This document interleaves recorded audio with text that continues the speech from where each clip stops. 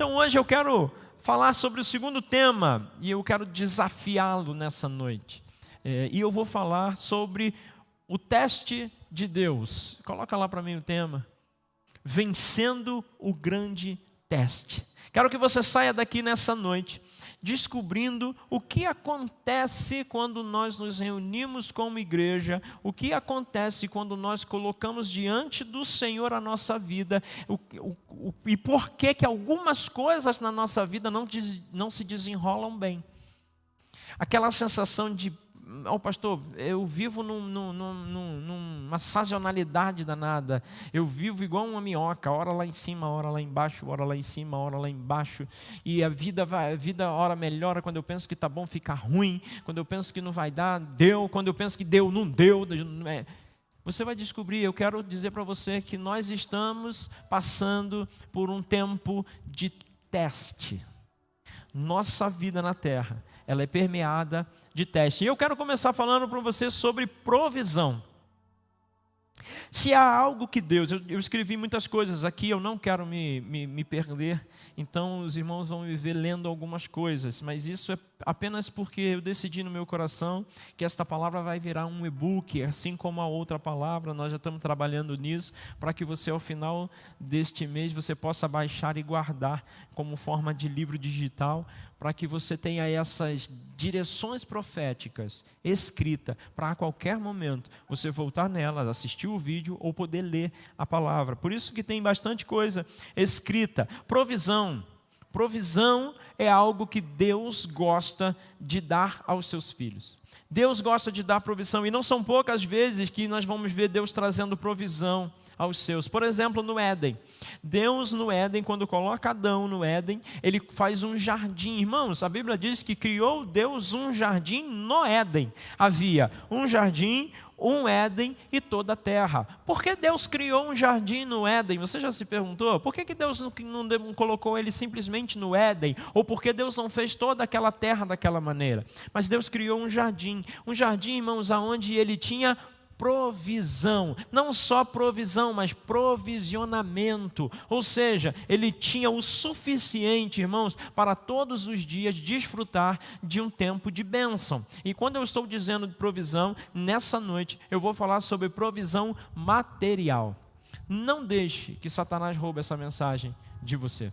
Não deixe que as dúvidas que talvez tenham colocado no seu coração, ou os maus exemplos que você tenha visto sobre este tema, provisão material de Deus, possa roubar esta mensagem de você. Eu oro para que Deus te conceda esta graça nesta noite. No Éden, Deus faz a provisão, então é por isso que ele cria um jardim. Ele cria um jardim e aí ele coloca todas as frutas. Tanto que Satanás, quando pergunta para Eva, diz assim: é verdade que você não pode comer das frutas do jardim? Ela diz: não, eu posso comer de todas. Ou seja, muitas frutas, todas as frutas estavam à disposição deles no jardim. Ela diz: mas aqui está no meio, é um fruto proibido, eu não posso comer. Você conhece a história. Mas o que eu quero enfatizar é que Deus havia dado provisão a Adão e a Eva. Ele não precisava se preocupar com o que comer, com o que vestir, até porque não vestia nada, com o que comer, com o que vestir, com o que fazer, porque Deus havia provisionado para ele. Ele criou tudo. Isso é provisão, irmãos. E deixa eu dizer uma coisa: Deus continua sendo o mesmo e criando provisão para mim e para você. Digam amém. Deixa eu falar uma coisa sobre o amém para você numa casa profética.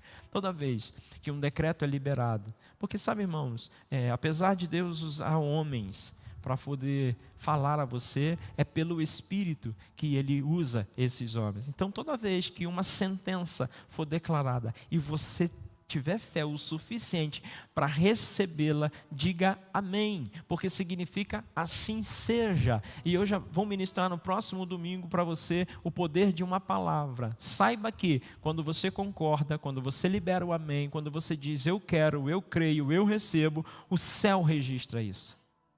E aí a bênção de Deus vem. Então eu quero dizer para você que Deus tem provisão sobre a sua vida. Glória a Deus. No deserto, enquanto o povo passava pelo deserto, Deus providenciou o maná. Além do maná, Deus providenciou as cordonizes. Quando eles enjoaram do maná, um dia eles chegaram para Deus e falaram assim: não aguento comer esse pãozinho mais, porque era como um pão doce que eles faziam, não aguento mais comer esse negócio aqui. Deus falou assim: tá bom, vou mandar carne para vocês vão morrer tanto comer carne. Irmão, era a carne que não acabava mais. Vamos orar para que faça a mesma coisa hoje, que a carne está cara para caramba, não é verdade, irmão? A gente abre um açougue e vende, não é verdade? Que Deus traga carnes sensacionais sobre a sua vida, porque isso é provisão. No deserto, irmãos, Deus dava um maná, e isso era provisão material. Não foi diferente com Elias. Deus diz assim: Elias, você tem que fugir. Você pode meter o pé, mas Deus já deu ordem aos corvos para poder trazer para você carne. E aí ele foi pelo açude, pelo ribeiro. E, irmãos, não pense que era um riacho, era apenas uma valeta que passava. Mas ali Deus o alimentou com água, com pão e com carne. Corvo é mais ou menos o que a gente conhece como urubu, irmão. É verdade. Você imagina o urubu pegando a carne e levando para o homem de Deus sem comer a carne? Eu acho até que pegava numa folha assim, uma folhinha para não tocar na carne, porque ele assava também, né, irmão? Matava o negócio. Mas você tem noção do que é um animal como um urubu, porque são os corvos, levando carne para o homem de Deus? Irmãos, só sobrenatural. Deus tem provisão sobrenatural. Não foi diferente com Elias, não foi diferente com os discípulos. Você lembra que por 2 vezes, Jesus faz uma grande... 2 vezes registrado na Bíblia. Porque muitas outras vezes Jesus havia dado graças ao Senhor e compartilhado o pão e multiplicado ele. Mas 2 vezes foram tremendas. 5.000 homens sentados, né, sem contar crianças e mulheres. E Deus pegou 5 pães, 2 peixinhos na primeira vez. E tendo dado graça ao Senhor, a Bíblia diz que sobrou 12 cestos. Isso é provisão material. 12 cestos. E eu declaro que na sua vida, para cada pão, sobrará 12 cestos, em nome do Senhor Jesus. Na segunda vez, eles se deram o trabalho nem de contar os peixes. 5 pães e alguns peixinhos, você pode ler lá. E sobram 10 cestos. Depois eu digo por que sobram os 7, 7 cestos. Depois eu digo para você por que sobrou 7 cestos. Talvez isso vai fazer com que você mude a sua perspectiva. Porque, irmãos, deixa eu dizer uma coisa. Não basta estar num tempo da bênção. Você precisa estar no tempo da bênção de forma correta. Entender a bênção de forma correta. Quantos estão entendendo, digam amém. Nossa igreja, por exemplo, irmãos, foi assim com Abraão, foi assim com Moisés, foi assim com Elias, foi assim com os discípulos de Jesus e é assim com a nossa igreja. É assim com a nossa igreja. Quantos testemunhos, irmãos, os irmãos já ouviram, principalmente da minha boca, desses últimos 3 anos, como eu falei agora, de tudo que Deus providenciou para a gente, de tudo que a gente ganhou. Irmãos, é algo que eu não consigo nem contar para os irmãos. Mas eu quero garantir para você que Deus ainda tem muito mais para nós. Hoje eu quero falar sobre provisão financeira. Quero te dar um recado. Se você não gosta do assunto, se você acha que esse assunto não deve ser falado, esse é o momento de você levantar e se retirar. Estou brincando que eu mandei trancar as portas, você vai ficar aqui de qualquer jeito.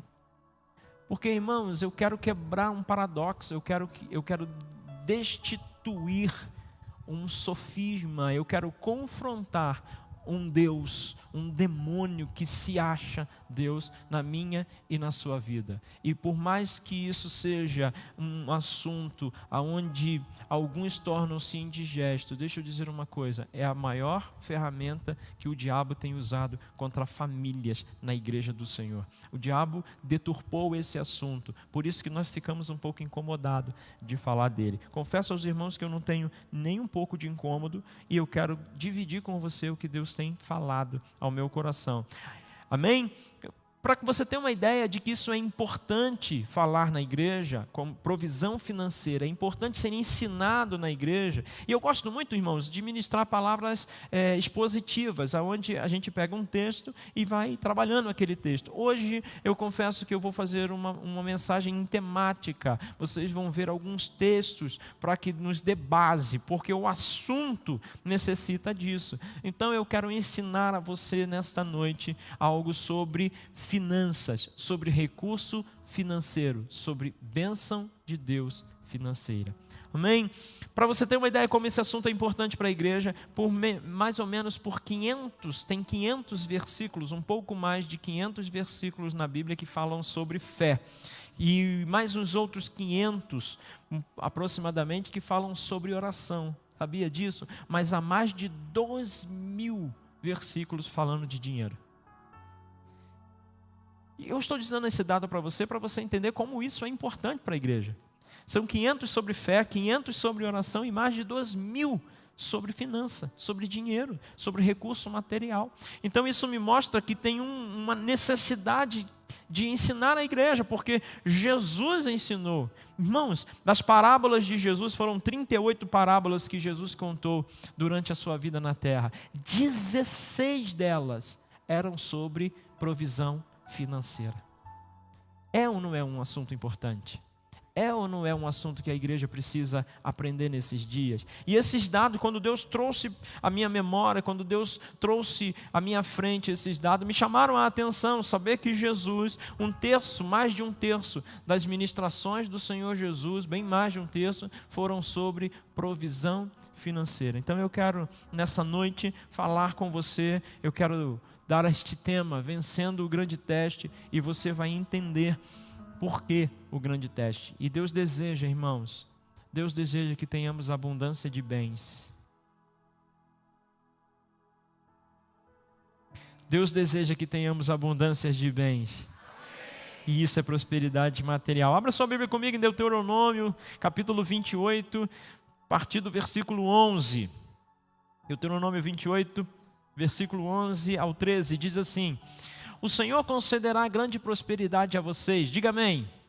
Vou repetir de novo. O Senhor concederá grande prosperidade a vocês. E aí ele começa a dizer aonde? No fruto do seu ventre, nos seus filhos, na sua família, aqui representa a família, na cria dos seus animais e nas colheitas da sua terra. Aqui está falando de trabalho, de labor, aqui está falando de família, aqui está falando de negócios, de trabalho, né? Ele fala quando eu vou dar no fruto do seu ventre, famílias, na cria dos seus animais, que fala de trabalho, fala de valor, e no seu negócio, né? Quando ele diz na colheita da sua terra, nesta terra que ele jurou aos seus antepassados que daria a vocês. O Senhor abrirá o céu, o depósito do seu tesouro, para enviar chuva à terra no devido tempo e para abençoar todo o trabalho das suas mãos. Vocês emprestarão a muitas nações e de nenhuma tomarão emprestada. O Senhor fará de vocês a cabeça das nações e não a cauda, se obedecerem aos mandamentos do Senhor, o seu Deus, que hoje dou a vocês, e os seguirem cuidadosamente, vocês estarão sempre por cima e nunca por baixo.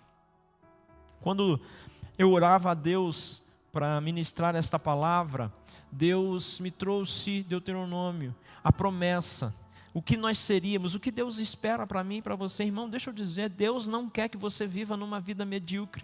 Deus não quer que você viva numa vida de necessidade. Deus não quer que você viva a vida de falta, porque senão Ele teria deixado isso escrito. Pastor, mas aí Lucas, você vai lembrar que Lucas, Jesus vai dizer assim, olha, vocês não devem olhar para as riquezas da terra. Eu até anotei aqui, a vida de qualquer um, né, não consiste na abundância do que possui, mas Jesus estava falando sobre avareza. Leia o texto todo, faça a exegese correta. Ele não estava falando de bens materiais, ele estava falando sobre a avareza. A avareza é um fruto de um espírito, o espírito de Mamon, que faz você colocar os seus olhos e a sua força, a sua expectativa e esperança nas riquezas, nos bens materiais. Ele está dizendo, não faça isso, não ponha a sua esperança, não dê este lugar a este demônio, mas a sua fé, a sua esperança e a sua expectativa, elas devem estar no alto, naquele que pode abundar e superabundar vocês. É por isso que ele diz que não consiste em bens a vida de qualquer um. Os irmãos entenderam? Não há contradição na Bíblia. A Bíblia não precisa ser reescrita, nem ser reinventada, nem ser refeita. A Bíblia não se contradiz, a Bíblia não se confunde. A Bíblia, ela é eficaz, a Bíblia é inerrante, a Bíblia é a palavra de Deus.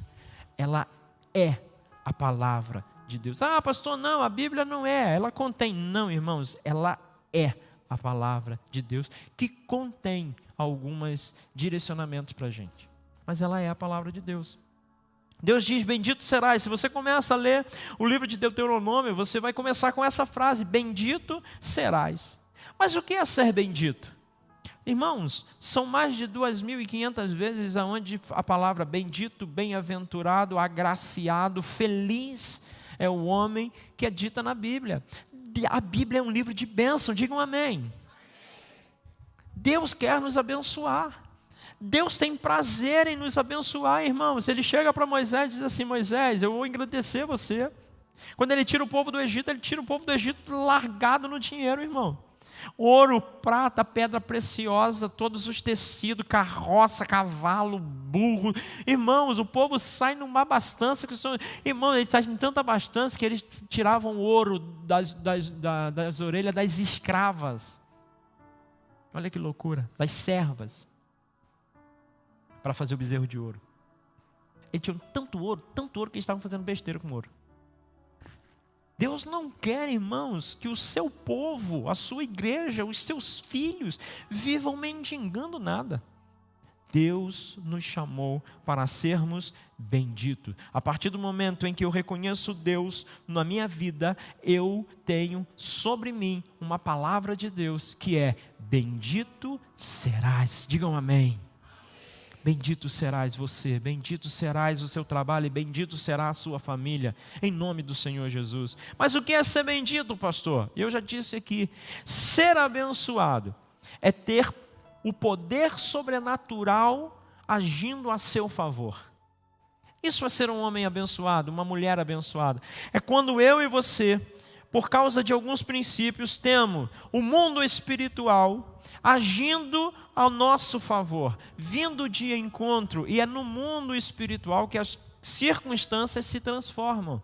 Agora, o que não é ser abençoado, pastor? O que é não estar abençoado? É o contrário, é não ter o mundo espiritual dos anjos, do bom, agindo a nosso favor, porque o diabo, nosso adversário, anda em derredor, bramando como um leão, buscando a quem possa tragar, e ele veio para fazer ele tem 3 missões na sua vida: matar, roubar e destruir. Matar os seus sonhos, matar as suas vontades, matar os seus desejos, matar a sua alegria, matar o seu prazer de viver, roubar o seu dinheiro, roubar a sua prosperidade, roubar a sua fé, roubar a sua saúde, roubar tudo que ele puder e destruir a sua vida. Ele quer levar você para o inferno. Ele quer que você viva uma vida medíocre, ele quer que você viva uma vida desabastada, uma vida sofrida, porque quando mais triste você estiver, mais alegre está o capeta a seu favor. Mas em contrapartida, Deus nos chamou e nos declarou: bendito serás na terra.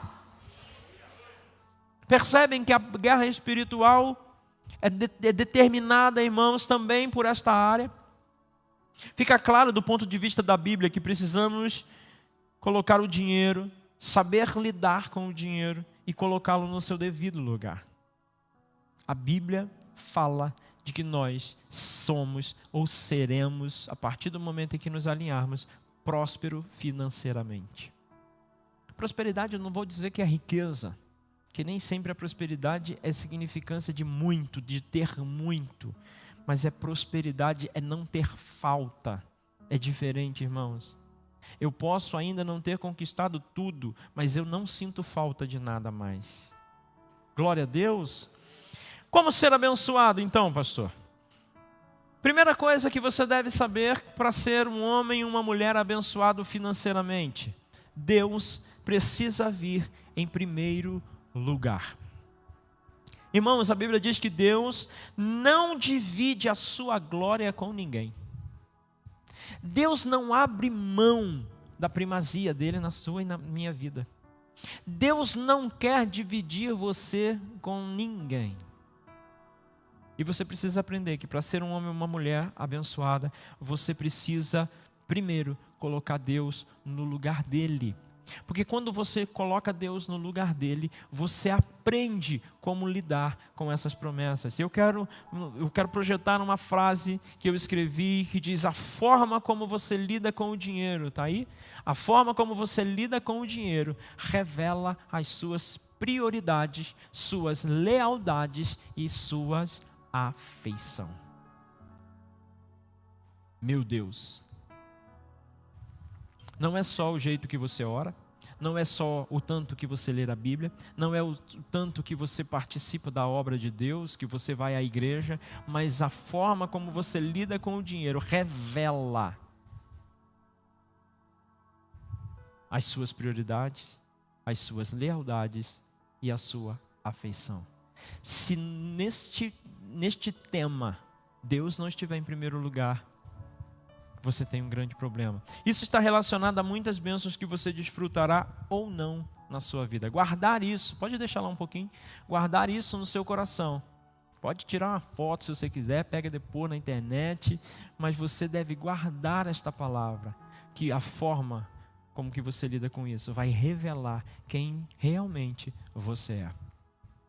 O princípio das primícias ou dízimo é um balizador da lealdade e fidelidade a Deus. E Deus observa em todo tempo como lidamos com isso. Irmãos, se tem algo que Deus está observando, é como nós lidamos nessa área na nossa vida. Eu estou construindo, irmãos, algo com vocês.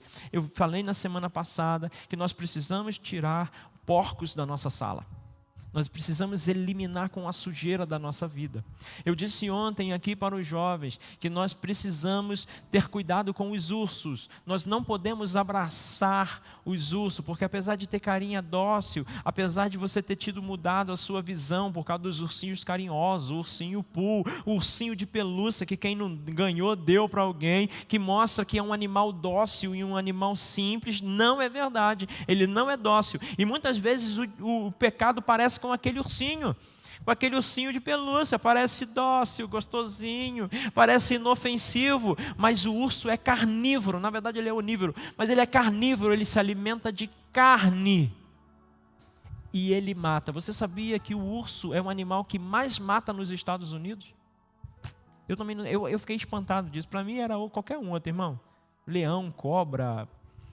Mas está lá, você pode entrar na Wikipedia e procurar, você vai encontrar essa informação que eu também encontrei.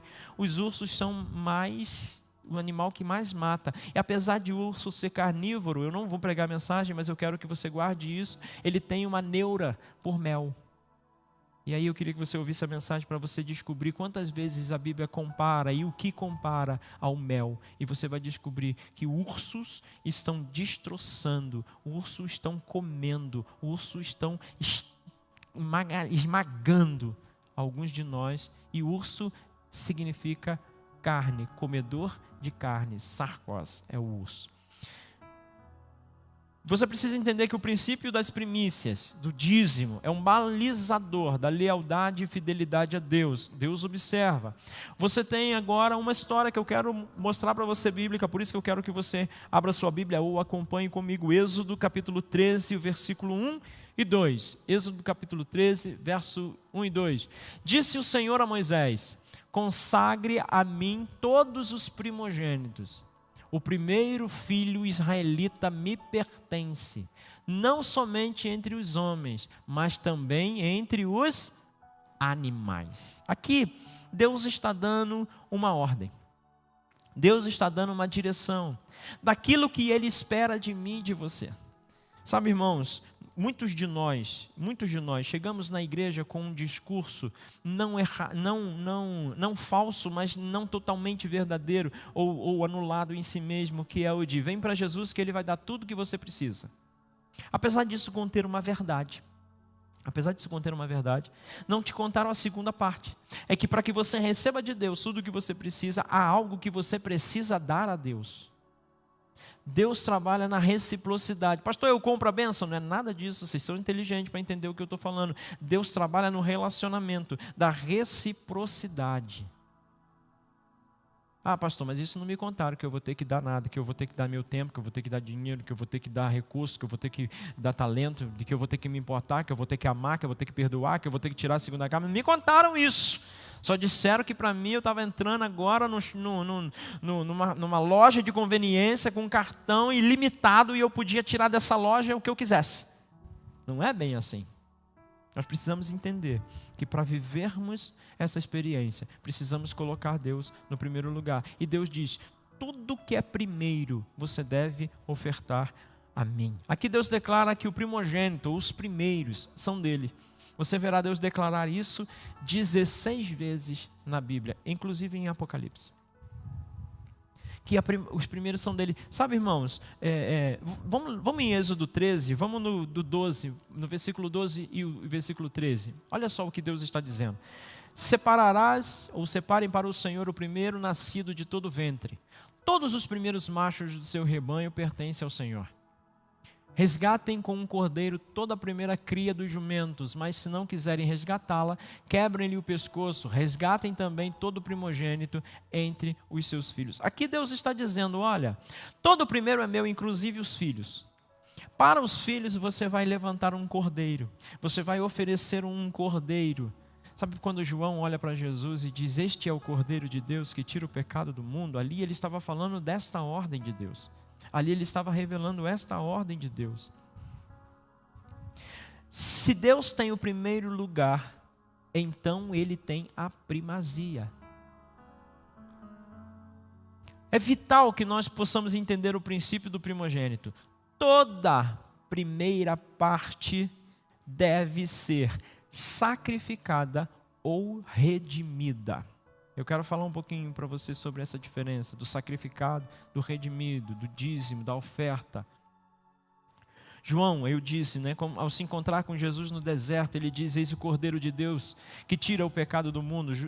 João estava baseado neste princípio, o primogênito de Deus que seria sacrificado por todos. Deus leva tão a sério, irmãos, tão a sério esse assunto, que a Bíblia diz que Ele deu o seu Filho unigênito, o primogênito de toda a criação, para que todo aquele que nele crê. Ele ofertou para que nós pudéssemos estar nessa noite, para que nós pudéssemos viver as riquezas de Deus. Primeiro Ele fez uma oferta.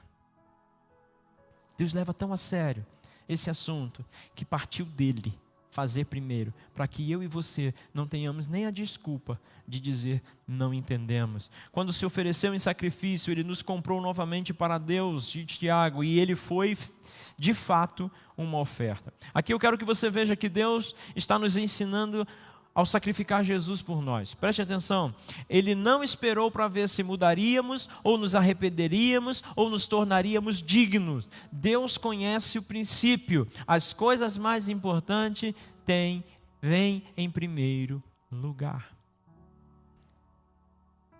Eu acho que eu vou adiantar, mas quando Abel oferece uma oferta, quando Caim oferece uma oferta a Deus, e aqui eu não estou falando de lei, porque pode estar que o espírito de Mamão esteja soprando no seu coração. Não, mas isso foi na época da lei. Isso não tem nada a ver com agora. Isso foi antes. Essa história de oferta que Deus pede foi antes. Deixa eu dizer uma coisa, não foi. Isso é uma mentira. E se isso está soprando no seu ouvido, não é o Espírito de Deus. Quando Caim oferece, a Bíblia diz que ao fim de uns tempos, Caim ofereceu uma oferta a Deus. Não diz que ele ofereceu oferta podre, oferta ruim. Não diz que ele não ofereceu. Diz que ele ofereceu a fim do tempo. Mas Abel, das primícias da sua cria, das primeiras partes da sua cria, ofereceu a Deus. E Deus recebeu a oferta de Caim e Caim, mas rejeitou a oferta de Abel, mas rejeitou a oferta de Caim e Caim. Deus aceita a oferta de Abel, porque ela estava baseada num princípio. E eu não estou falando de lei, porque aqui Moisés nem existia. Não tinha lei. Tinha um princípio. Quem ensinou esse princípio? A Deus. Quem ensinou esse princípio? A fazer isso a Deus. Mas Deus recebeu esse princípio. E essa é a diferença de quando Deus aceita. Você sabia que muitas ofertas que você traz ao altar do Senhor não são aceitas? Deus recebe toda a oferta. Meu Deus, se Deus recebesse toda a oferta, ia ter que ressuscitar Ananias e Safira. Porque eles fizeram uma boa oferta. Mas a oferta deles não estava correta. Era uma oferta de avareza, era uma oferta de mentira, não era uma oferta de honra. Tem que pedir desculpa também para Caim. Por que matou Caim? Ele fez ou não fez oferta, irmão? Faltou oferta? Não faltou oferta, não. O que faltou na oferta foi o princípio da oferta. Então, deixa eu dizer uma coisa. Deus não aceita qualquer oferta. E muitas das vezes nós ofertamos Até abençoa a igreja, a gente paga uma luz, uma água, um aluguel, compra um negócio, até abençoa, porque dinheiro é dinheiro, né, irmão? Mas não reverte para você aquela bênção, porque nem toda oferta que você dá, Deus aceita, porque muitas delas são com avareza, são com mamon. No sacrifício santifica todo o resto. O princípio que Deus dá, olha que interessante, irmãos, eu também estou me adiantando, mas olha que interessante, quando Deus pede a Isaac a Abraão, ele diz assim, Abraão, pegue Isaac, seu único filho, irmão, único filho, aí você fala assim, meu Deus, tem alguma coisa errada nessa história, porque Ismael já era nascido, Ismael já era grande, Ismael já existia. Como que Deus está falando agora para Abraão que Isaac é o único filho dele? Deixa eu dizer uma coisa para você, Deus não tem compromisso com aquilo que Ele não te prometeu, Deus tem compromisso com aquele que Ele te deu. Aquilo que Deus te deu tem a bênção de Deus, Ele tem compromisso com isso. Agora, aquilo que você inventou, Deus não tem não. Ai, pastor, estou tão infeliz no meu emprego. Você orou? Você perguntou a Deus? Você está correto lá? É um lugar onde mereça você estar? Deixa eu dizer uma coisa, não se rebaixe. Não se rebaixe aos filhos do diabo. Não se rebaixe àqueles que estão servindo o diabo. Há coisas que você não pode fazer. Pastor, mas lá no trabalho... Não se rebaixe, não saia do seu lugar. Quando nós oferecemos a primícia ao Senhor, nós santificamos todo o resto. Deus não esperou a gente se converter, a gente se arrepender, para então oferecer Jesus. Ele oferece para que depois a gente pudesse se arrepender. Quando Abel traz a sua ovelhinha, ele não esperou. Irmãos, a Bíblia diz que trouxe os primeiros, que trouxe a primeira cria, o primeiro fruto. Ele não esperou para ver se a outra ovelha, a ovelha mãe, ia ter outras ovelhinhas, se ela iria morrer, se não ia, se ela ia conseguir dar prosperidade. Ele não olhou para isso, não estava nesse tempo. Ele pegou a primeira e ofereceu a Deus. E aquela primeira oferecida a Deus garantiu a bênção da multiplicação. Porque Paulo vai dizer que quando a raiz é santa, toda árvore é santa. Você precisa entender que dízimo santifica e oferta multiplica. São princípios que você precisa guardar no seu coração. Você pode até não concordar comigo, você tem todo o direito, mas eu estou dizendo pelo Espírito de Deus, é assim que funciona no mundo espiritual. Sempre é preciso ter fé para dar primícia. Irmão, deixa eu dizer por que esse assunto é tão difícil. Porque não é fácil você dar dízimos e oferta e primícias ao Senhor. Não é fácil, não é fácil. O cara que dizer que é fácil, tem que me contar alguma coisa. Não é fácil. E não é toda vez que você dá aquilo de forma esfuziante. Você precisa ter fé para começar o princípio. Depois que você percebe a colheita, meu irmão, deixa eu dizer uma coisa para você. Aí você quer dar o trízimo, você não quer nem dar o dízimo. Você quer dar muito mais. Porque a abastança é tanta, a liberação é tanta, naquilo que você precisa, que você já não se contenta mais em dar só o dízimo. Aí você começa a ofertar. Mas quando você se nega a esse princípio, irmãos, a coisa começa a apertar e começa a ficar difícil. É por isso que tão poucos cristãos experimentam a bênção do dízimo, porque significa dar. Antes de saber se terá o suficiente, entregar o dízimo a Deus é dizer: eu te reconheço em primeiro lugar em minha vida e confio que tu cuidarás do restante de toda a minha vida. Por isso que é tão difícil. Por isso que é tão difícil dar. Irmãos, uma pesquisa nos Estados Unidos, eu estava ouvindo uma mensagem de um pastor da Bethel, e ele disse que 0,1% dos cristãos dos Estados Unidos são dizimistas, fiéis. Irmãos, sabe quando Deus falou para mim que muitas vezes nós pecamos por falta de conhecimento, e a partir de hoje você não é inocente nesse assunto, porque eu estou denunciando ele para você, foi quando me passaram um relatório de dízimos e ofertas, bazar e cantina. E a soma do bazar e da cantina era infinitamente maior do que a recolha de dízimos e ofertas. Eu não sei vocês, mas isso me chamou muita atenção. Quando um bazar e uma cantina fez quase 6 vezes mais do que o dízimo e a oferta do Senhor. Precisamos colocar Deus em primeiro lugar. Êxodo 23, continuando no 23, no 19 ao 21. diz assim: tragam ao santuário do Senhor. Aqui tem um segredo. Tragam ao santuário do Senhor, o seu Deus, o melhor dos primeiros frutos da sua colheita. Não cozinhe o cabrito no leite da própria mãe. Eis que envio. Olha só, presta atenção, irmãos. Primeiro ele dá uma orientação, uma direção, e depois ele dá uma promessa. Irmãos, quando nós respondemos a direção, Deus cumpre a promessa. E ele diz, volta lá, ele diz assim, ó, volta o 19, tragam ao santuário, uma ordem, uma direção, tragam ao santuário do Senhor, não está falando de qualquer lugar, está dizendo do santuário do Senhor, o seu Deus, o melhor dos primeiros frutos e das suas colheitas. Agora passa para o 20, eis que envio um anjo à frente de vocês para protegê-los por todo o caminho e fazê-los chegar ao lugar que preparei. A gente pensa que a promessa está só em Malaquias 3:10, né? Vem, repreenderei o devorador e tal. Não, irmãos, olha onde começa em Êxodo. Na história do povo de Deus, ele diz assim, ó, vocês devem trazer os frutos, não é qualquer fruto, os primeiros frutos e o melhor dos primeiros frutos você deve dar a Deus, e aí eu vou enviar um anjo, aí eu repreenderei um devorador.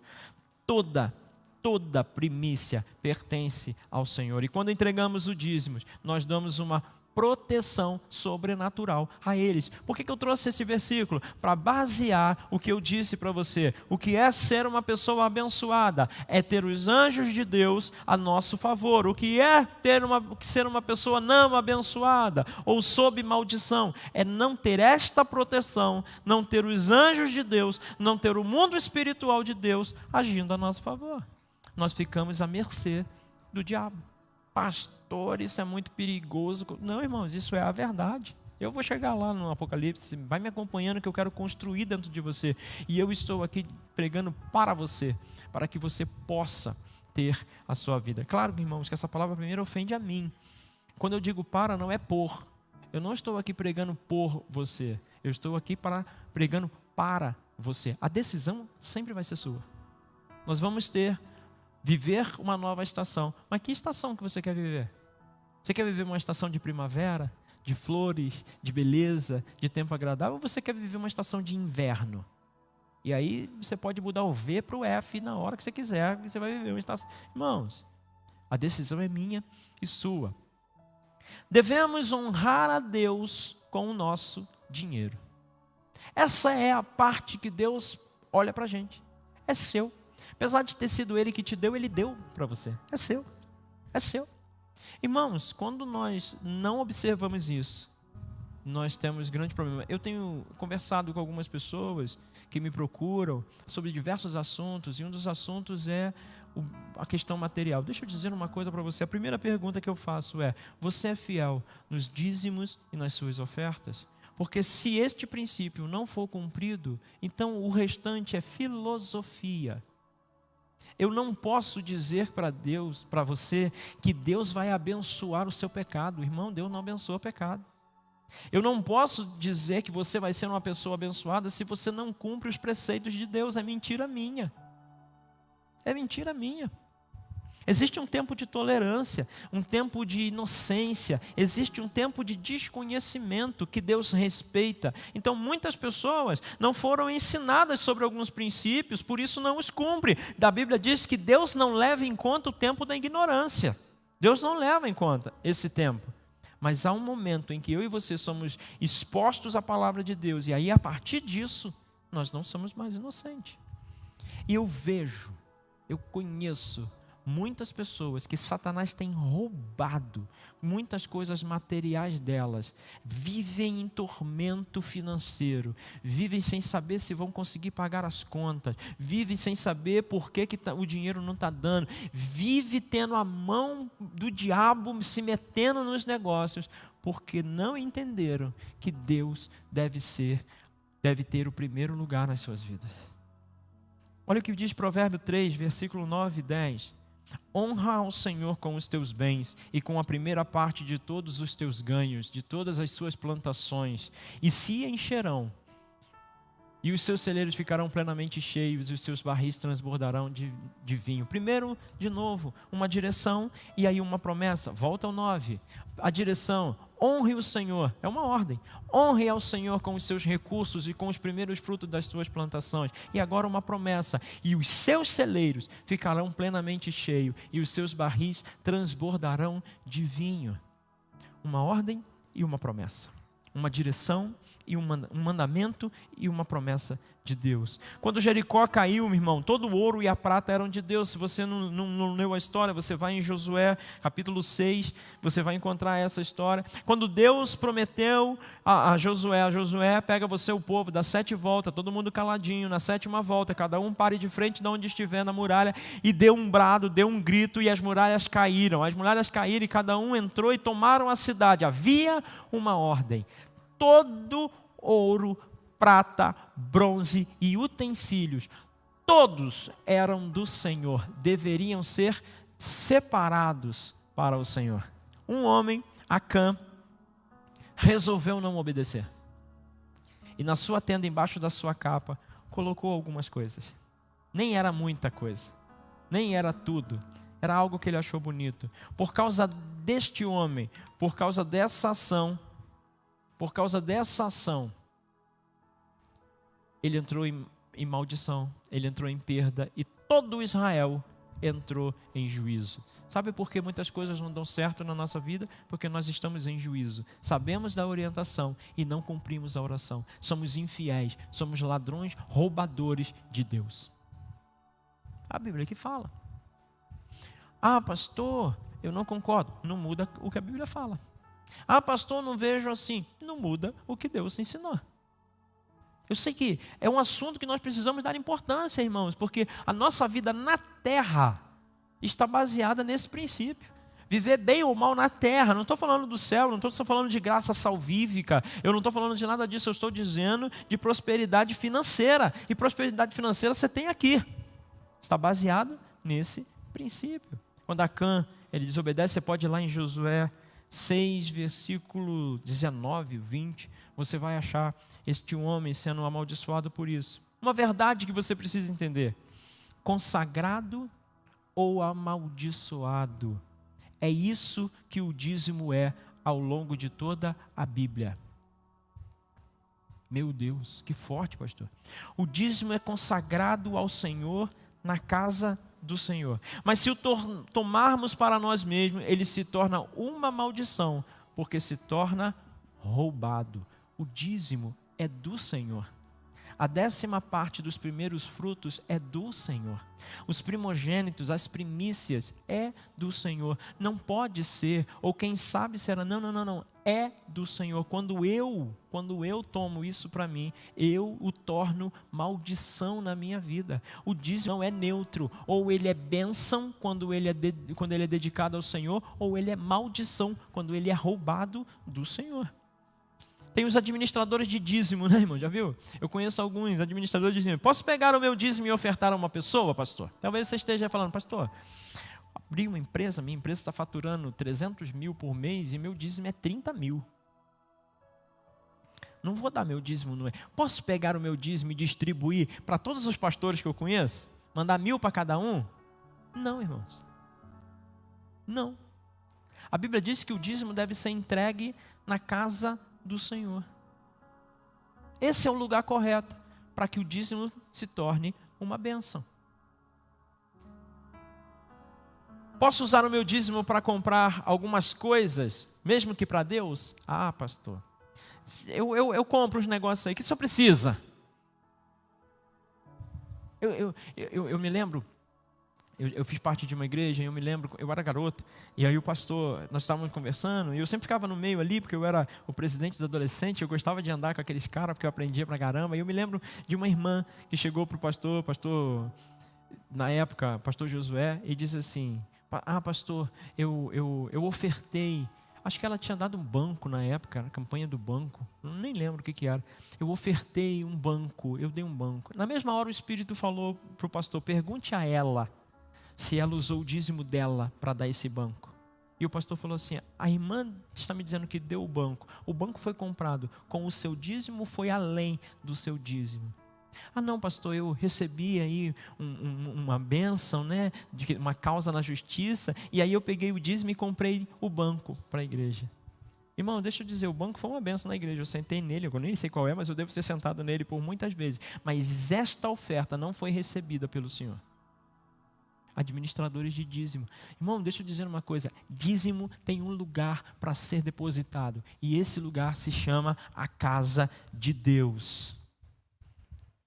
Você entrega, essa entrega deve ser feita na casa de Deus. Irmãos, eu não estou dizendo que você precisa entregar o seu dízimo aqui não, você que nos assiste pela internet, você tem que entregar na sua igreja, aonde você se alimenta, aonde Deus separou para abençoar a sua vida. Você pode fazer isso, mas o dízimo, ele precisa ser entregue na igreja. Não dá para você ficar administrando, ah não, eu vou pegar o meu dízimo e eu vou dar um pouquinho para a pastora Alba, um pouquinho para a pastora Anice, um pouquinho para a Sila, um pouquinho para a Mimi. Não, não, irmãos. Você pode ofertar na vida das irmãs, em nome de Jesus, diga amém, irmãs. Mas não com o seu dízimo, para que você não o torne maldito. Olha que pesado, pastor. É verdade. Para que ele seja bênção. Malaquias 3, versículo 8, do 8 ao 10. Eu quero dar base bíblica para você saber que eu não estou inventando história da minha cabeça, eu estou construindo uma mensagem bíblica. Pode um homem roubar de Deus?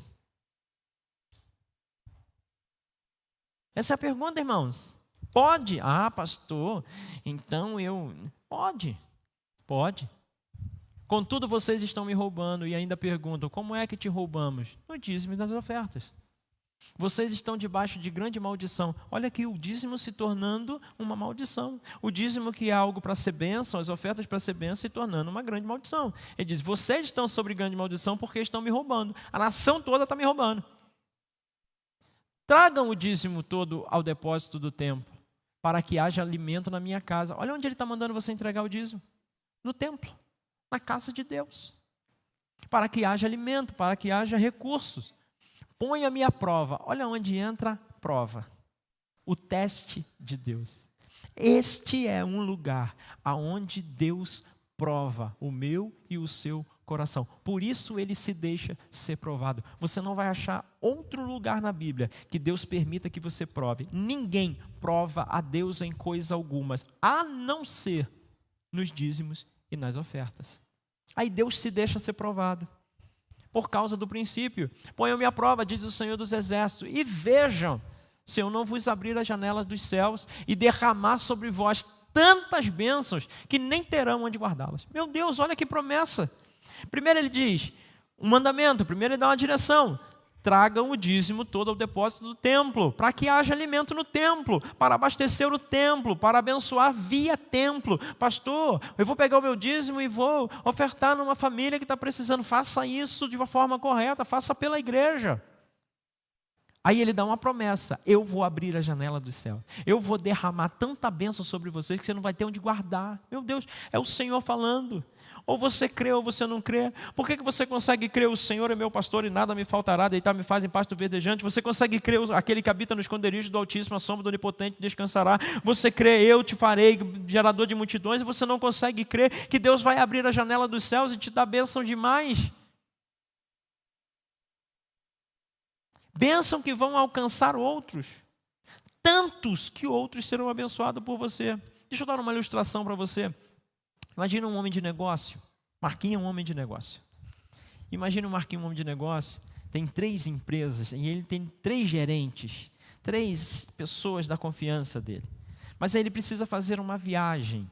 E aí ele chega para aqueles homens e diz assim, olha, eu vou lhe dar 10 mil reais por mês para cada um de vocês como salário. Mas eu não tenho como dar isso à minha esposa, eu não posso deixar com a minha noiva, com a minha esposa, e eu vou fazer o seguinte, eu vou dar 10 para vocês, e cada um de vocês dê 1.000 a ela, ok? Você recebe 10 mil, fica com 9 mil e dá 1.000 para ela.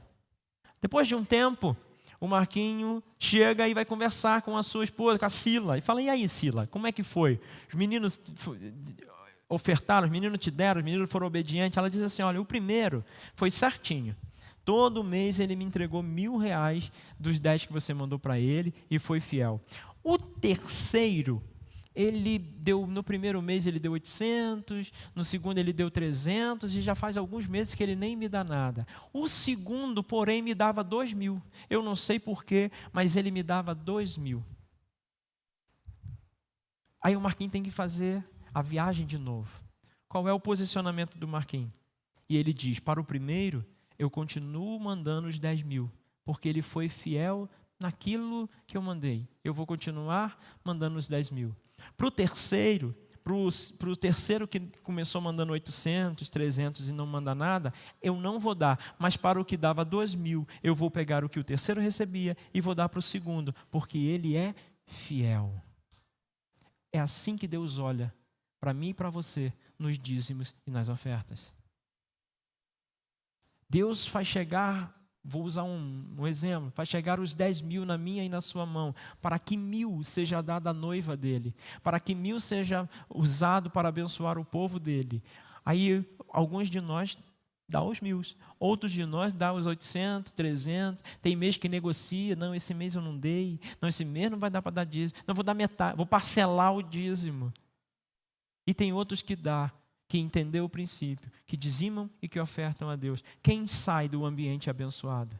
Aí a escolha é sua. Você precisa escolher o momento certo de separar o dízimo. Você retira o seu dízimo. Muita gente pergunta, pastor, como que eu dou dízimo? Qual é o momento certo? Aqui eu vou te responder. Você retira o seu dízimo depois de pagar todas as contas? Se você faz isso, você está sob a influência do espírito de Caim. Depois, ao final de uns dias, isso não é correto. Não adianta fazer a coisa certa da forma errada. Você precisa fazer a coisa certa da forma certa. Abel deu dos primeiros. Há uma ligação, há uma lição para nós. Deus está olhando para o nosso coração quando damos. A Bíblia é clara quando diz, Levíticos 27, versículo 30. Ele diz assim, também todas as dízimas do campo, todos os dízimos da terra, seja dos cereais, seja das frutas, pertencem ao Senhor. São consagradas ao Senhor. Não é nosso. Irmãos, este é um momento, esta é uma mensagem que vai definir se o seu ano, se a sua vida, se o restante da sua existência na terra vai ser abençoada ou não vai ser abençoada na parte financeira. Você tem toda a escolha. Aí eles perguntam, pastor, como dá o dízimo? Eu vou ilustrar algo para você. Você precisa ter a consciência de que o dízimo é uma primícia. Primícia fala de primeiros. Se eu pegar nessa mesa aqui e colocar 10 notas de R$100, 10 notas de R$100, quanto que é o meu dízimo? Coloquei 10 notas de R$100, tem R$1.000. Quanto que é o meu dízimo? R$100, correto? Qual é a nota correta do dízimo? A primeira que eu coloquei na mesa. Irmãos, quando eu entendi esse princípio na minha vida, porque não é o princípio só do dízimo, é o princípio da primícia, das primeiras coisas, dos primeiros feixes, do primeiro fruto. Quando eu entendi isso na minha vida, eu passei a viver a benevolência de Deus nessa área. Eu passei a viver a bênção de Deus nessa área. Irmãos, agora não, que eu quase não ando com dinheiro e tudo que a gente faz é por Pix, por cartão, essas coisas. Mas antigamente, se eu fosse dar uma oferta na igreja, eu já tive tempo até que eu briguei com a minha alma. Porque deixa eu falar uma coisa para você, talvez esteja acontecido com você, eu vou contar para você. Eu chegava na igreja e ia dar oferta. E aí eu queria, era o Espírito que me levava, porque ele queria me levar a um lugar de bênção. E ele dizia assim, dê a maior nota que você tem, e da maior nota dê a mais nova. Irmãos, eu detestava andar com nota de 50 na carteira. Irmão, eu fui uma vez no Remi, e teve três cultos no dia, de manhã, um de tarde e um de noite. De tarde foi com o Bertelli na época, lembra que botava o Bertelli de tarde? Irmão, eu fui em 3 cultos, e eu levei 3 notas de 50 na minha carteira, era tudo que eu tinha, irmão, tudo que eu tinha. E eu dei as 3 notas de 50, uma em cada culto, porque era a maior nota que eu tinha. Eu saí daquele lugar, um homem de Deus chegou e me abençoou lá. Me deu quase 10 vezes mais aquilo que eu tinha ofertado. Deus me mostrou, faça o que eu disse, porque eu garanto o que prometi. Estou contando para você experiência minha, por isso que eu tenho tanta liberdade em pregar para você nessa noite. Se as primícias são santas, Romanos 11, a partir do 16, diz assim: se as primícias são santas, também a massa o é.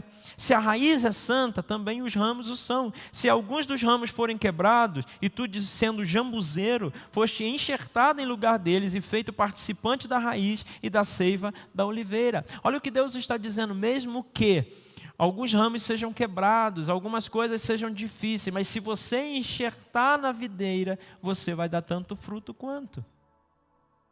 Deixa eu só dizer uma coisa para você, porque pode ter passado na sua cabeça. Deus está falando com você e fala assim: puxa, pastor, não dou dízimo há uns 3 meses, eu não consigo pagar. Não há dívidas de dízimo, amém, irmão? Dízimo é a primícia da colheita. O que passou, passou. Não tem, eu tenho que me acertar. Não, irmão, cancelou. É daqui para frente, amém? É consertar de hoje para amanhã, não é? Em 1915 eu não dei, irmão. Já foi, você já se lascou. É a partir de agora. Eu coloquei outra frase. Uma colheita abençoada começa com o princípio dos primeiros frutos. Uma colheita abençoada começa com o princípio dos primeiros frutos. Quando você for ofertar ao Senhor, faça isso das primícias. Pastor, eu vou ser amaldiçoado se eu não fizer? Não, irmão, eu não estou dizendo que você vai ter uma vida amaldiçoada. Eu estou dizendo para você que talvez a bênção não chegue financeiramente para você. Ok? E eu não estou aqui pedindo oferta demasiada. Eu nem entrei na parte da oferta e também não vou entrar na parte da oferta, porque a Bíblia diz que a oferta Deus ama o que dá com alegria. A oferta é algo que você negocia com Deus. Eu estou querendo te ensinar o princípio do dízimo. E eu vou dizer para você que não é em benefício próprio, porque 30% da arrecadação desta igreja é de dízimo, 70% é de oferta. E eu não estou pregando sobre oferta. Eu não estou dizendo que você precisa aumentar a sua oferta. Eu estou te pregando sobre o princípio do dízimo. O princípio da bênção. Amém? Então não é valor. Hebreus 11, 17 diz assim: pela fé ofereceu Abraão a Isaac quando foi provado. Olha onde que Abraão foi provado. Na oferta. Na primícia. No dízimo dele. Seu único filho foi provado. Sim, aquele que receber as promessas ofereceu o seu unigênito, o seu primogênito, a sua primícia. Aí Deus diz uma frase interessante, você vai voltar lá em Gênesis, você vai ver, Gênesis 26 você vai ver, ele diz assim: agora sei que me amas, agora sei que me obedeces, agora, Abraão, eu sei que você me tem como primeiro na sua vida, porque não me negaste as primícias. Será que o Senhor, quando olha para nós nessa noite, Ele pode dizer: agora sei que temes a Deus? Abraão, irmão, já tinha feito de tudo. Abraão pegou o seu filho, levou para cima do monte, já estava prestes a matar o seu filho, e Deus diz: agora eu sei? Meu Deus, tantas coisas já haviam passado, mas por causa do princípio. Passando no teste, eu quero terminar, eu dei esse tema porque o teste de Deus, e todo culto nós passamos por esse teste, é o teste de dar. Porque Mateus 6, 21 diz assim: porque onde estiver o seu tesouro, aí também está o seu coração. Não diz que onde estiver o seu coração estará o seu tesouro. Diz que onde está o seu tesouro, está o seu coração. Aquilo que você tem como primícia, como prioridade, como tesouro na sua vida, carrega o seu coração. Isso é muito importante você guardar. Não é onde o coração está, é onde o tesouro está. A palavra dízimo quer dizer décimo, décima parte. E sabe o que a Bíblia fala sobre o número 10? O número 10 na Bíblia representa teste. E aqui eu quero trazer para você por que eu chamei de teste, de passando no teste. Olha só, o número 10 na Bíblia fala de teste. Quantas foram as pragas do Egito, irmãos? Não, fala com vontade. Quantas foram as pragas do Egito? 10 vezes Deus provou o coração de Faraó. Teste. Quantos são os mandamentos? 10 mandamentos. Quantas maneiras de obediência, nossas 10 maneiras de obediência é testada. Você sabia que o Decálogo ele dá a base para a lei de todos os países? A nossa Carta Magna é baseada nos 10 mandamentos: não roubar, não matar, não faltar testemunho, não cobiçar as coisas dos outros. É por isso que as pessoas são presas, porque falam mentiras, porque roubam, porque fazem isso. É baseado nisso. Quantas vezes Deus testou o coração do povo no deserto, irmãos? 10 vezes. Ele diz para Moisés assim: Moisés, eu vou acabar com tudo, porque 10 vezes esse povo me pôs à prova. Quando Deus vai falar com Moisés num evento que eu vou falar agora, o próximo evento, Deus diz assim: por 10 vezes esse povo me botou à prova. Quantos foram os espias que voltaram dizendo não da terra prometida? 10 espias. Foi nesse momento que Deus disse: olha, esse povo não entra na terra prometida, porque esse povo foi reprovado. E de 20 anos para baixo, ninguém entra na terra prometida, porque por 10 vezes me colocaram à prova. Quantas vezes Deus testou o coração de Jacó, quando ele tinha o seu salário roubado pelo seu tio? 10 vezes, irmãos. Todas essas perguntas, a resposta é 10 vezes. Quantos dias Daniel foi testado no primeiro capítulo do livro de Daniel? 10 dias. Daniel é testado 10 dias no primeiro capítulo. Pode pegar lá, capítulo 1 de Daniel, você vai ver isso. O Novo Testamento continua. Quantas virgens estavam, irmãos, para receber um noivo? Quantas eram as virgens? E só 5 delas tinham óleo. Teste. Irmãos, quando Deus coloca 10 no meio do negócio, Deus está nos colocando em teste. Outro dia um rapaz falou para mim: pastor, sonhei com 10 pedras. Eu falei: você entrou em teste de alguma coisa. Algo Deus está testando no seu coração, porque é assim que Deus faz. Olha Apocalipse 2, versículo 10, o que diz: não tenha medo do que você está prestes a sofrer. O diabo lançará alguns de vocês na prisão para prová-los, e vocês sofrerão perseguição durante 10 dias. Seja fiel até a morte, e eu te darei a coroa da vida. Você vai ser testado por 10 dias. Aí ele dá uma instrução: ser fiel até a morte, e te darei a coroa da vida.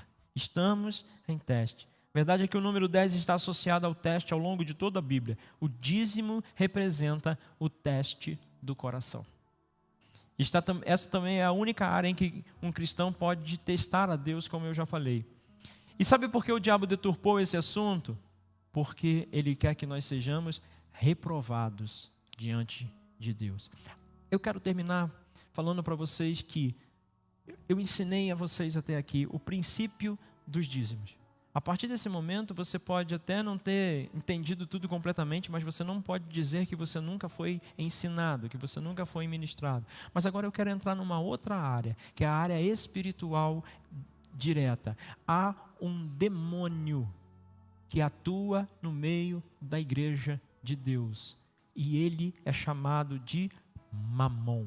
Sabe, irmãos, existem alguns que eu tenho confrontado com mensagens nesse dia, ainda que não digam o nome deles, e Mamon eu vou dizer porque ele é explícito. Mas existem alguns: Maloque, Dagon, Astarode, Osíris, Belial e Mamon. São agentes de Satanás, são demônios que atuam tentando nos parar. Não é demônio de possessão, não é esses demônios baixos que vêm por aí, não, esses Zé Pilintra da vida, esses trem, essas coisas assim que só fazem algazarra. Eu estou dizendo de governo, eu estou dizendo de principado, eu estou dizendo de poder. E muitas vezes tentam governar a nossa vida. E um deles é Mamon. Eu quero falar um pouquinho de Mamon. Mateus 6, 24. Jesus diz assim: ninguém pode servir a 2 senhores, porque ou há de odiar um e amar o outro, ou se dedicará a um e desprezará o outro. Não podeis servir a Deus e a Mamon. Na versão que você está vendo, ele diz: ninguém pode servir a 2 senhores, pois odiará um e amará o outro, ou se dedicará a um e desprezará o outro. Vocês não podem servir a Deus e ao dinheiro. Aqui foi traduzido como dinheiro, mas a palavra é Mamon. Mamon não é o dinheiro. Mamon é um espírito que age pelo dinheiro. Eu quero que isso fique gravado na sua mente. Dinheiro não é maldito. Dinheiro não é arma do demônio. Dinheiro não é coisa do diabo. O espírito que atua pelo dinheiro é pelo diabo. Porque quando o Espírito de Deus atua pelo dinheiro, aí nós começamos lendo as bênçãos. Serás bendito seu campo, sua fazenda, seus negócios, sua família, porque o Espírito que está atuando no meu dinheiro é o Espírito do Senhor, é o Espírito de Deus. Mas quando eu não cumpro princípios, o Espírito que atua sobre o meu dinheiro é um espírito de mamon. Os irmãos estão me entendendo? Estão aqui comigo até agora? Digam glória a Deus. Os irmãos estão tão assim que eu estou ficando nervoso. Mamon.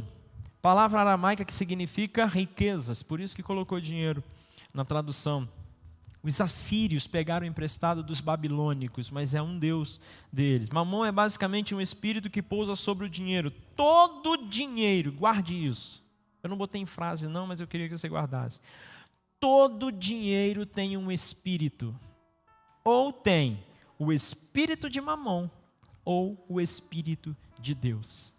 Todo dinheiro. Meu Deus, pastor, tem certeza? Seu dinheiro é mais profético, é mais espiritual do que você imagina. Dinheiro é uma arma de manipulação. Sabe as pessoas que manipulam outras por causa de dinheiro, irmãos? Que fazem outros de escravo, que por causa do dinheiro. E eu vou dizer, não vou longe não, às vezes é um parente que emprestou uma casa para você morar, mas fica fazendo você de escravo, de gato e sapato, porque ele está te dando alguma coisa, porque ele está te abençoando alguma coisa. Às vezes é um pai, uma mãe, às vezes é um irmão. Tem filho que faz isso com o pai e com a mãe, que coloca o pai e a mãe como refém dele, porque ele paga a conta das casas. Quem paga, manda. Já viu isso, irmão? Já que eu pago a conta, sou eu. Tem mãe e pai que faz isso com o filho, que manipula, que gerencia, que através do dinheiro. O dinheiro é usado para isso. Mamon coloca medo no dinheiro também. Irmãos, preste atenção no que eu vou dizer agora. Mamon gera medo para que os nossos olhos foquem no dinheiro. Mamon quer governar, quer ter o lugar de Deus. Preste atenção. Pastor, como que eu identifico o mamon na minha vida? Eu vou dizer algumas frases aqui, duas pelo menos, que vai dizer para você quando é que o mamon passou perto de você. Não, pastor, esse negócio de mamon perto de mim não passa não. O capeta está longe de mim.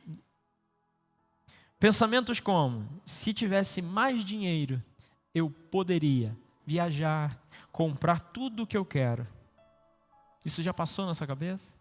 Se eu tivesse mais dinheiro, eu podia ajudar mais as pessoas, eu podia ajudar mais a igreja, eu podia ajudar mais a minha família. Eu não estou dizendo que isso não é uma verdade, eu estou dizendo que o princípio disso pode estar comprometido, porque a nossa confiança deve estar em Deus. Quem abre as portas é Deus, não é o dinheiro. A minha confiança não está no dinheiro, está em Deus que abençoa o meu dinheiro. Há duas saídas financeiras que sempre pensamos. Ou Deus, se Deus falar com o seu coração agora, falar com você, você mantém olhando para mim e não deixa te pegar não. Aquele pensamento faz assim: ou Deus faz um milagre e muda a situação, ou um caminhão de dinheiro tem que ser derramado para mim agora. Aí isso leva você a jogar na loteria, apostar em cavalos, fazer negócio escuso. Porque você diz, ou Deus vai fazer um milagre e mudar as circunstâncias, ou o caminhão de dinheiro vai ser derramado aqui. Toda vez que você tiver vontade de... Eu já vi crente dizer para mim, pastor, esse mês eu tenho que ganhar na loteria. Uma senhora chegou para mim uma vez e falou assim, irmão, eu não era pastor, eu disse assim, irmão, esse mês não tem jeito, eu tenho que ganhar na raspadinha. Tinha uma raspadinha lembra? Que raspava assim e saía prêmio? Falei, irmã, pelo amor de Deus, gastando seu dinheiro com isso daí, isso é governo de mamon. Porque meus olhos não estão voltados a Deus, estão voltados no dinheiro. Lucas 16, versículo 9. Diz assim, eu vos digo, usem a riqueza deste mundo ímpio para ganhar amigos, de forma que quando ela acabar, estes os receberão nas moradas eternas. Quem é fiel no pouco, também é fiel no muito. E quem é desonesto no pouco, também é desonesto no muito. Assim, se vocês não forem dignos de confiança em lidar com as riquezas deste mundo ímpio, quem confiará a verdadeira riqueza a vocês? Não tem nada a ver, irmãos. Não tem nada a ver com a quantidade. Olha o versículo seguinte. E se vocês não forem dignos de confiança em relação ao que é dos outros, quem lhes dará o que é de vocês? Aqui quando fala assim, está falando do dízimo. O dízimo é seu? Não, o dízimo é de Deus. Volta lá, se você não é fiel, e se vocês não forem dignos, não, o próximo, 11. E se vocês não forem dignos de confiança em relação ao que é de Deus, quem lhe dará o que é de vocês? Quem lhe dará as promessas de vocês? Próximo. Nenhum servo pode servir a dois senhores, pois odiará um e amará outro, ou se dedicará a um e desprezará outro, e vocês não podem servir Deus e Mamon. É aí, nesse contexto, que está escrito sobre esse demônio. Ser fiel no pouco, ser fiel no muito, ser fiel no que não é seu, para que você possa ganhar o que é seu. Como você pode saber onde está o seu coração? Faça algumas perguntas a si mesmo.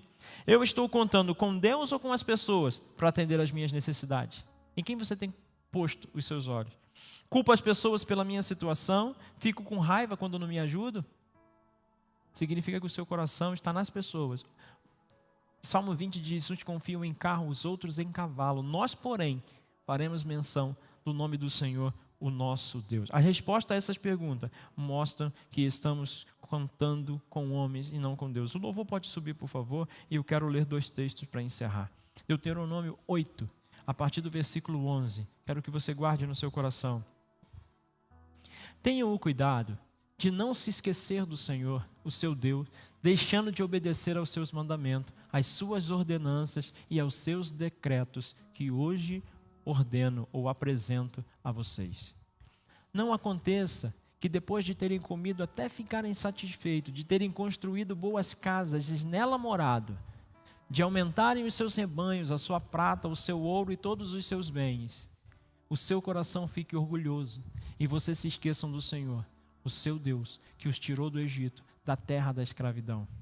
Ele os conduziu pelo imenso e pavoroso deserto, por aquela terra seca e sem água, de serpentes e escorpiões venenosos. Ele tirou água da rocha para vocês e os sustentou no deserto com maná, que os seus antepassados não conheciam, para humilhá-los e prová-los, a fim, olha a palavra provação de novo aí, para humilhá-los e prová-los, a fim de que tudo fosse bem com vocês. Não digam, pois, em seu coração: a minha alma, a minha capacidade e a força das minhas mãos ajuntaram para mim toda esta riqueza. Mas lembre-se do Senhor, o seu Deus, pois é Ele que dá a vocês a capacidade de produzir riqueza, confirmando a aliança que jurou aos seus antepassados, conforme hoje se vê. Isto é um decreto sobre a sua vida. Não se esqueça do Senhor quando as coisas derem certo. Não se esqueça da casa de Deus quando as riquezas chegarem às suas mãos. E muitos de nós, elas já chegaram. Não se esqueça das obras de Deus. Vamos ofertar, irmãos, e destronar o espírito de Mamon. Coloca 2 Coríntios 9. Eu quero convidar você a ofertar ao Senhor nessa noite, com esse entendimento de dízimo, de oferta, do que é de Deus e do que não é de Deus. Do que o Espírito de Deus ou o Espírito de Mamon. Quem você quer governando o seu dinheiro? Deus ou o diabo? Quem você quer dando ordem na sua casa? Quem você quer nessa área financeira comandando a sua vida? Deus ou Mamon? Pastor, isso é jogando em causa própria? Não, irmãos, não. Isso é para que você seja abençoado, porque eu sou abençoado, porque eu cumpro esses princípios, eu procuro cumpri-los à risca. Esta igreja cumpre este princípio à risca. E nós temos visto, vocês acham, irmãos, que se não fosse o princípio, a gente teria recebido tantas coisas? Teríamos ganho de um homem todos os ar-condicionados, de um outro homem todas as cadeiras, de um outro homem todo o piso. Será que, se nós não cumpríssemos, será que isso teria alcançado a nossa vida? Será que isso teria chegado até aqui? Então o que eu estou ensinando para você nessa noite é algo que Deus já falou com o meu coração e eu tenho liberdade para falar porque eu experimento na minha vida. Eu me lembro que alguns anos atrás o meu filho falou para mim: pai, eu queria um computador. Eu já contei isso aqui, eu queria um computador para jogar jogo. Tinha que ser um computador com uma placa maneira. Eu falei, meu Deus do céu, eu tenho tanta prioridade. A minha última delas é o seu computador. Aí Deus olhou para aquela cena e falou assim, eu vou observá-lo. E aí ele começou a aprender conosco o princípio da oferta. E aí ele começou a ofertar sobre aquilo, por aquilo. Todo o dinheiro que vinha na mão dele, ele tirava o dízimo e ele ofertava. Todo o dinheiro que vinha. E um dia ele disse para mim, eu falei, e aí, você ainda está orando? Ah, pai, eu estou orando, mas eu acho que eu vou ganhar, porque meu coração já está em paz. Eu me lembro que eu fui pregar na igreja. E no final da mensagem, um homem chegou do meu lado e colocou algo no meu bolso. Com a mão dele assim no meu bolso, colocou no meu bolso e disse, pastor, isso aqui foi Deus que mandou dar. Depois ele me contou que naquele dia, Deus mandou ele preencher um cheque com um valor e ele não sabia para quê. Ele pensou que no momento da oferta era para ofertar na igreja, e Deus falou para mim, não, para ele, não é para você ofertar agora, eu vou te mostrar o momento de você ofertar. E meu filho tinha feito um orçamento, e irmãos, o orçamento dava R$2.000 de computador. O computador que ele queria custava R$12.000. Adivinha de quanto era o cheque daquele homem? R$2.000. Eu me lembro que no carro, na volta, estava eu, Alba e Emily, Natan não tinha ido. E eu falei, Alba, olha só, tem alguma coisa aqui, é uma oferta aqui no meu bolso, deve ser alguma coisa. Quando ela pegou, e ela abriu e falou assim, uau, é um cheque de R$2.000. A Emily gritou no banco de trás, é o computador do Natan. Os mais afoitos falaram assim, vamos orar para ver, né? Vamos orar para ver. E eu falei, não, é o computador do Natan. E foi assim que meu filho ganhou o computador game dele, sendo fiel ao Senhor nos dízimos e nas ofertas. Eu podia passar a noite contando para vocês um monte de coisa, mas eu quero encerrar com 2 Coríntios 9, a partir do versículo 6, diz assim, eu digo isso, lembre-se que aquele que semeia pouco também colherá pouco, e aquele que semeia com fartura também colherá fartamente. Cada um dê conforme determinou em seu coração, não com um pesar ou por obrigação, pois Deus ama quem dá com alegria. E Deus é poderoso para fazer que toda a graça lhe seja acrescentada, para que em todas as coisas, não é em algumas, mas em todas as coisas, em todo o tempo, não é só numa estação, é em todas as estações, tendo tudo o que é necessário, tudo, não é só dinheiro, é tudo que é necessário, vocês transbordem em toda boa obra. Como está escrito, distribuiu, deu os seus bens ao necessitado, e a sua justiça dura para sempre. Aquele que supre a semente ao que semeia, e o pão ao que come, também lhe suprirá e multiplicará a semente e fará crescer os frutos da sua justiça. Vocês serão enriquecidos de todas as formas, para que possam ser generosos em qualquer ocasião, e por nosso intermédio, aqui ele está falando da igreja, a sua generosidade resulte em ações de graças a Deus.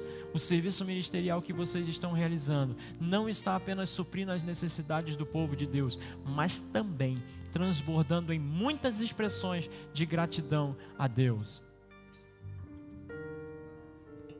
Fique de pé.